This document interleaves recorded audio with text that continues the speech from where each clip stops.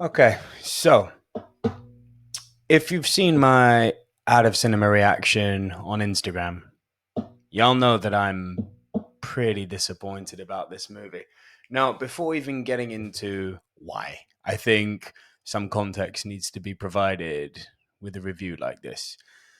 Because unfortunately, there are basement dwellers out there who want to attribute the failings of this movie to being woke. Guys who really need to just get out and touch grass. I'm here saying I don't like this movie, but it's nothing to do with politics or the fact that it's woke. So squash that. You've then got the Snyder bros out there who will defend Zack Snyder until the ends of the earth. And hey, I love Zack Snyder as much as the next guy. And I love Man of Steel, one of my favorite Superman movies. But, there's nothing wrong with introducing something new, having a new take on something. I mean, Zack Snyder was a new take on Superman. So if you like him, you're kind of proof of what I'm saying right now. And then you've got the people out there who wanted this movie to fail for a number of too many reasons to go into, frankly. I have shown over the course of the last 2 weeks on this channel by counting down and reviewing every mainline Superman movie in existence to build up hype for this particular Superman. And I've shared with you all how excited I was about this Superman. I don't think it would be rational or informed to say that I'm one of those basement dwellers who wanted this movie to fail. So before you go, oh, this guy doesn't like this movie, therefore we're going to put him into, we're going to pigeonhole him into this box over here. Just hear what I'm saying. I wanted to love this film. And I didn't. I really didn't. And it sucks. If you looked at my top 10 most anticipated movies of the year in January, Superman was number one. My top 10 most anticipated movies of the summer, Superman was number one. I changed programming on this very channel, which I hope you're subscribing to build hype for Superman because I was excited about it. And there are things that are good. There are things that I really did enjoy about this movie. So let's get into that. By the way, before I continue, I apologize right off the bat for being in a tank top. I've just come off of a big family barbecue. It's hot as balls here in the UK. And I also apologize for the presentation of this video. Normally, I've got the flashy graphics, I've got some B roll of the trailers playing. Yeah, I'm just going to give you a raw, unedited review today because I want you to just, I hope that gets across what I'm trying to put forward here. So let's touch on the good stuff with this movie. Like with Tom Holland's Spider-Man movies, like with the Edward Norton Hulk movie, I do like it when a studio and a director take it upon themselves to trust their audience and be like, you guys know this story. We don't need to retell the same story a million different times. The pearls in Batman, the spider bite, and how he becomes Spider-Man in Spider-Man, the gamma exposure in Hulk. No, it's okay for a movie to pick up, trusting their audience to know who Superman is, and just getting on with the story. We don't need the retelling of the same story. So, to that end, I was like, well done. I didn't need to see the destruction of Krypton again, even though it's awesome. I didn't need to see Superman's landing on Earth and his upbringing in Kansas. Like, fine. We're in a world, Superman's here. And it's quite a futuristic world for that matter, but Superman is here. Let's just crack on with it. So, chapeau. Well done for that. Referring to my notes here. The other thing that I think should commend it for is its visual identity. This is worlds apart from the look of the Snyder movies. Bit more akin to the Reeves style Superman, or maybe even the Brandon Routh style Superman, Ruth Routh. But yeah, I personally liked the Zack Snyder aesthetic, but I also like the Christopher Reeve aesthetic. Or I should say the Richard Donner aesthetic.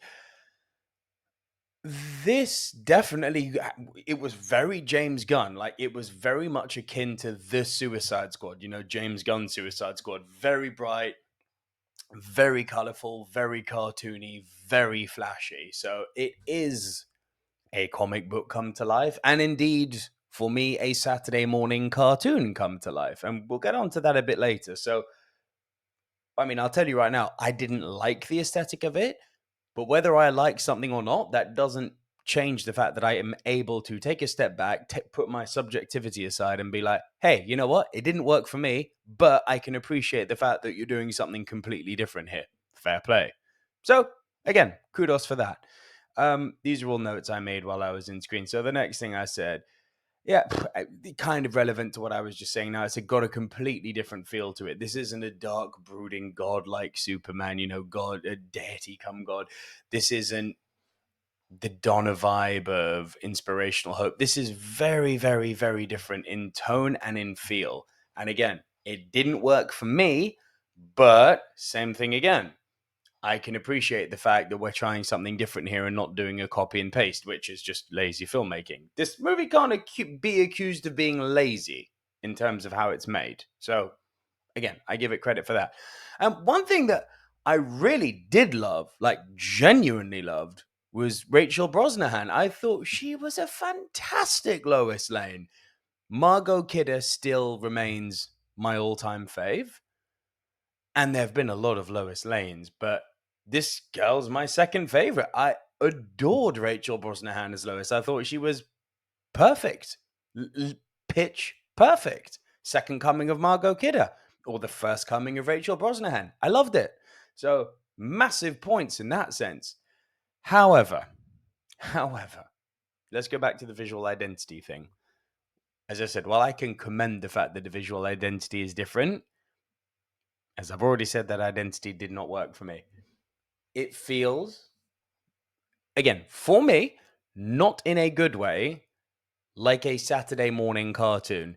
There are certain thin plot lines, certain thick plot armors that are genuinely associated with the Saturday morning cartoon. But because of the animation format, because they are very clearly on the fact that they're a Saturday morning cartoon directed at kids, you forgive them for these shortcomings. Those same shortcomings seem to have translated across to this movie. And it's very hard to forgive things like very weak plots, and very thick plot armor, and a cartoonish aesthetic. It's hard to forgive those things, especially if the aesthetic doesn't work for you. Jeremy Jahns, actually, to his credit, did a really, really good take on how the special effects look clean in the movie, but then there are details that they pay no attention to, like when a blade flies past Luther's face. There's not even a flinch or a reaction. Now, I get what they're going for in that ultimate evil. But the human body would react to a blade sizzling past your face. So it's so cartoonish to get across a message of this guy is evil, therefore he shall not even blink. That was a prime example, which again, credit to Jeremy Jahns for pointing that out and articulating it so well. But it's a really, really good example of how the movie is so cartoonish. And I did not like that. I wasn't necessarily looking for the dark coffee filter sepia aesthetic of Man of Steel, even though I love that. I can appreciate that's not what I was going to get in this movie. But what I got, I didn't like. And that's just a personal thing. If you guys like it, hey, like, power to you.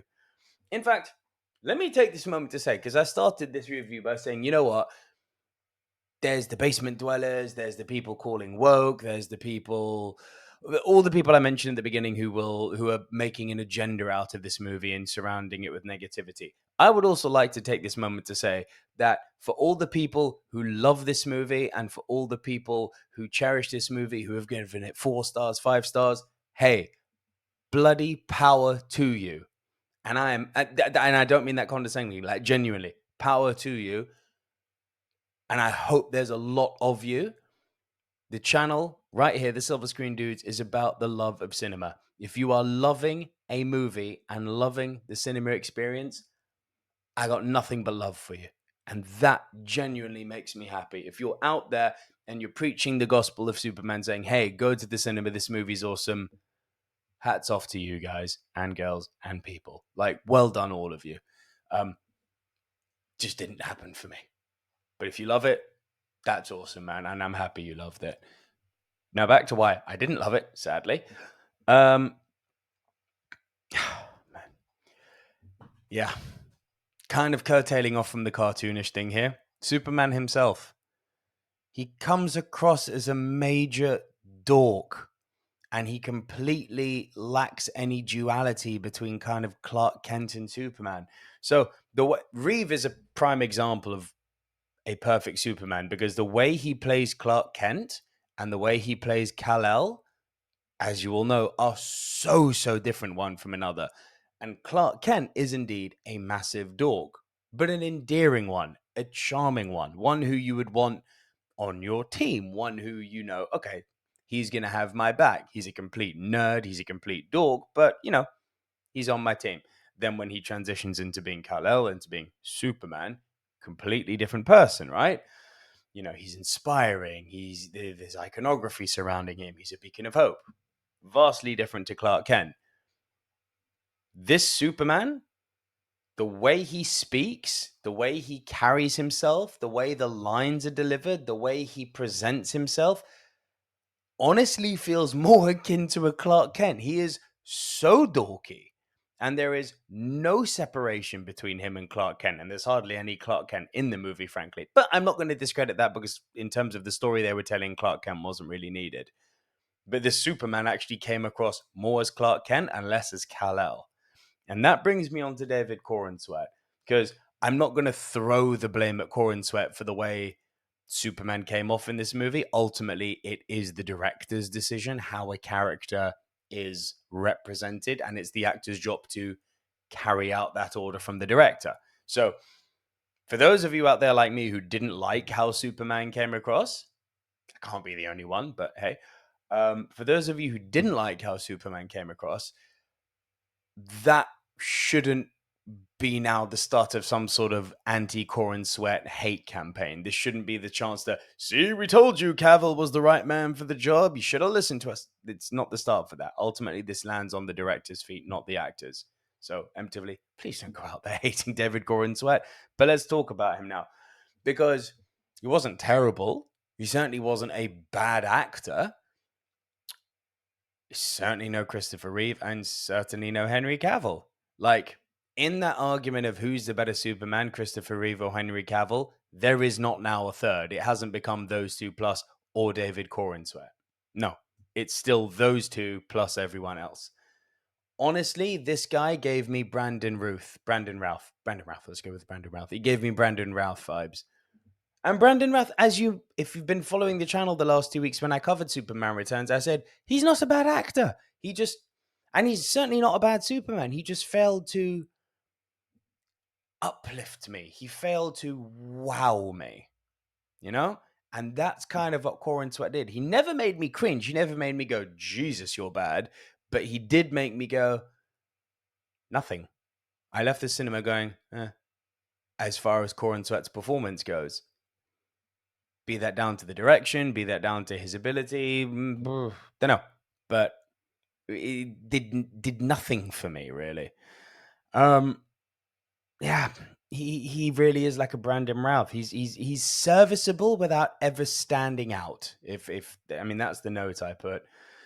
Now the big bugbear I've got in this movie, tonally, it is all over the place. It is absolutely all over the place, this movie.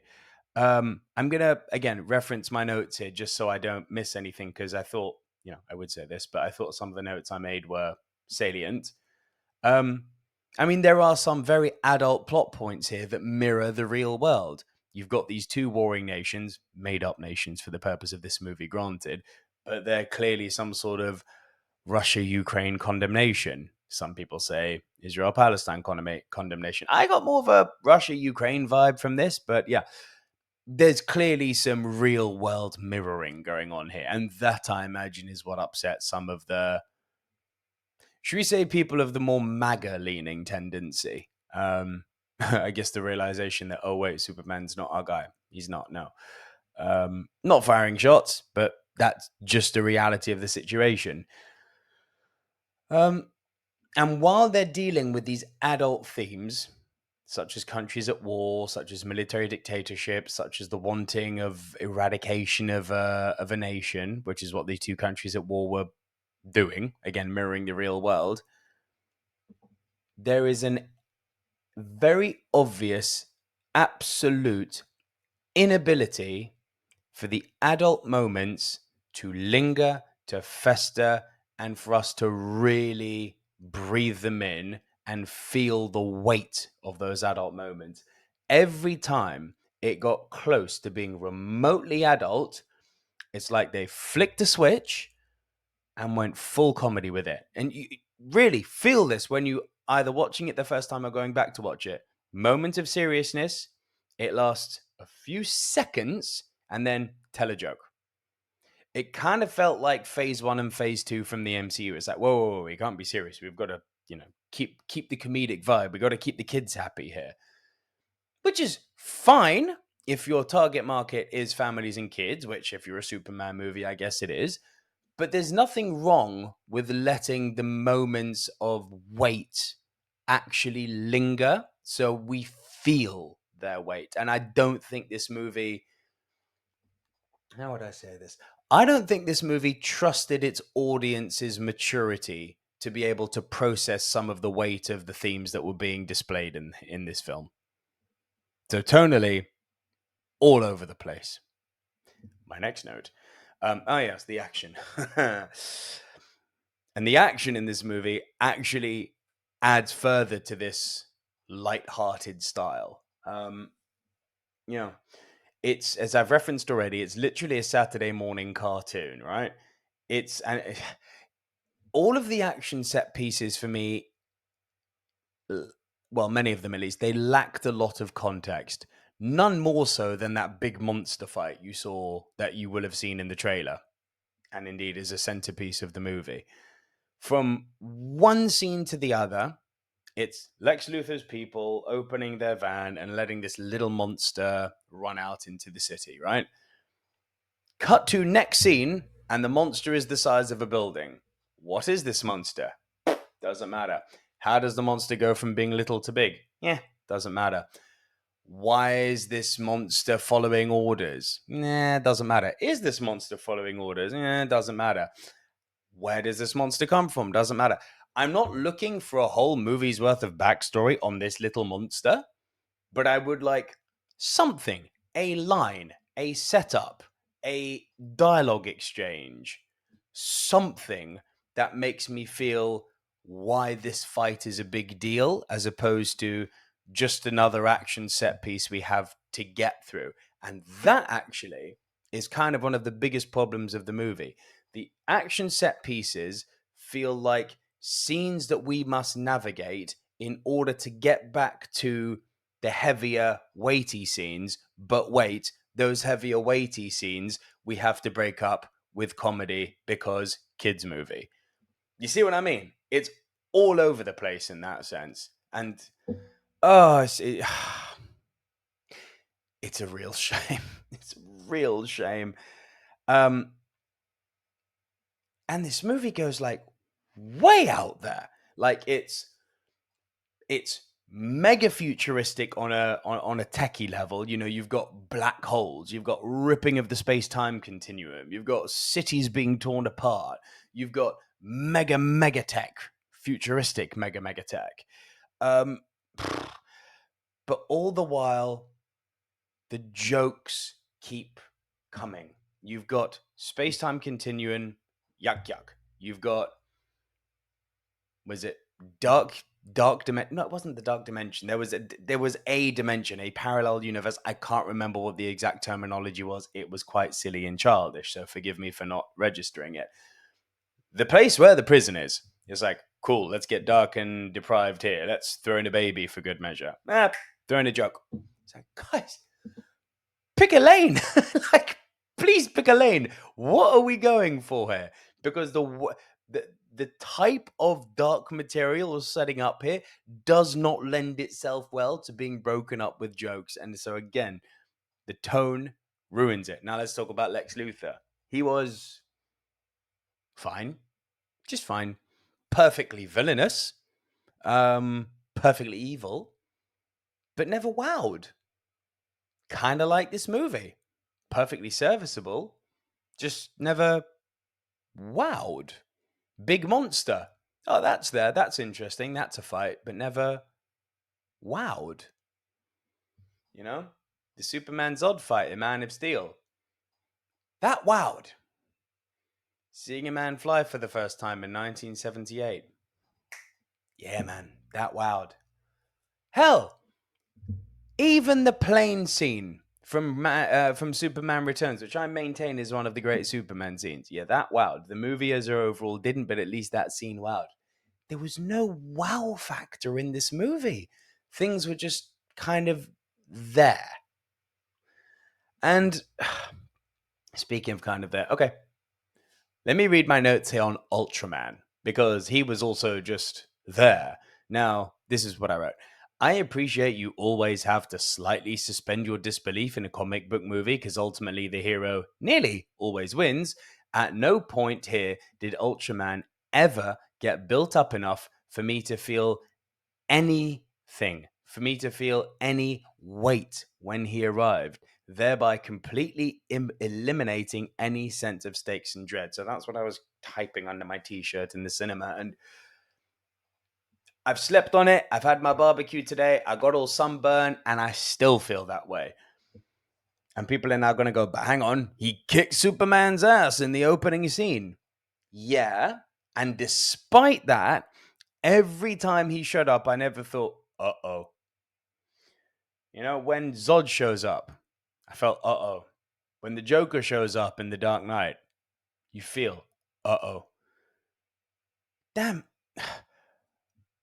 Even when Killmonger showed up in Black Panther, you know, you felt, uh-oh.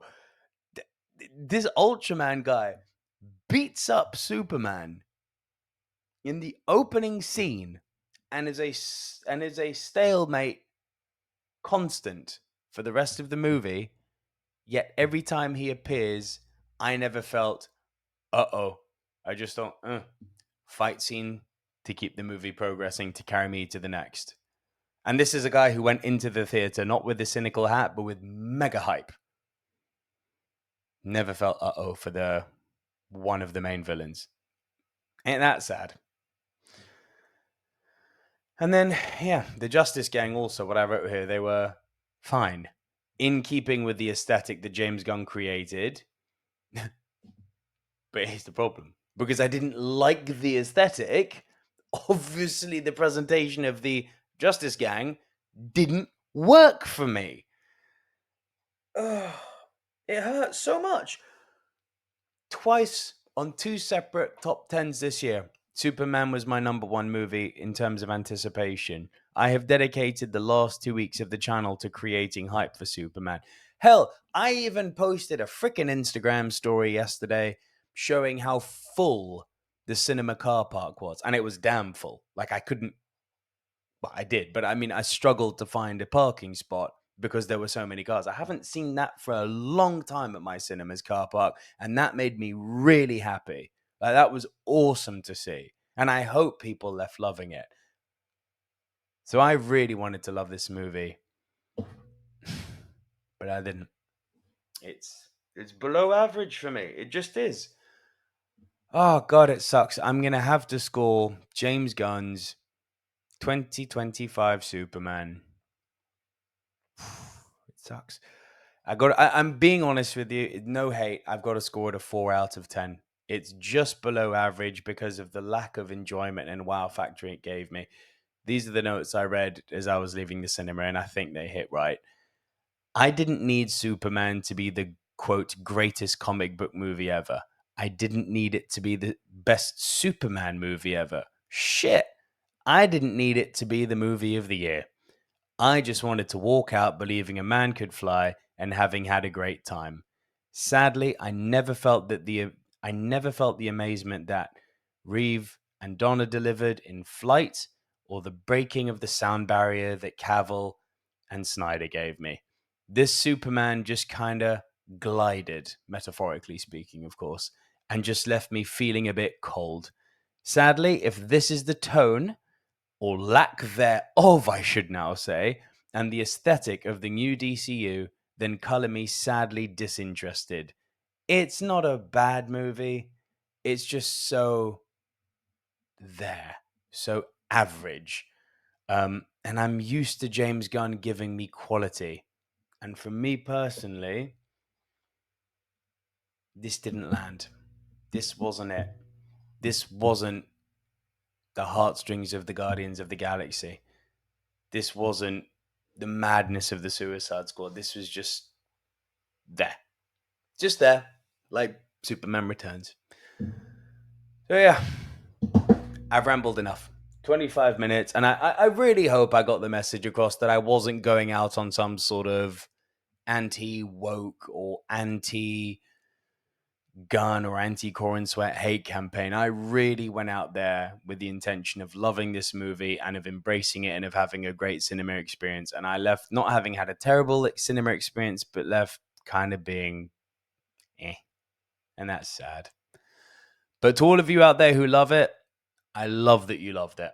I love that you loved it. Sing it to the skies, man. Tell people to look up. Tell people how great this movie is. Tell people why you loved it. And give people space to explain why they didn't like it. Don't necessarily just lampoon them into a certain box with the other basement dwellers out there. Because that ain't me, man. I'm here to love cinema, and it hurts when it doesn't land for me.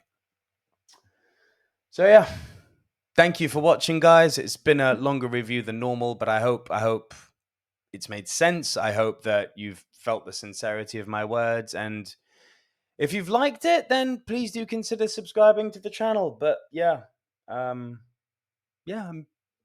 lost for words, really. I think that's it for me today. So have a good evening. Look up. Long love cinema. I'll see you on the next review, probably next week. So until then, bye for now, and thank you so much for watching here.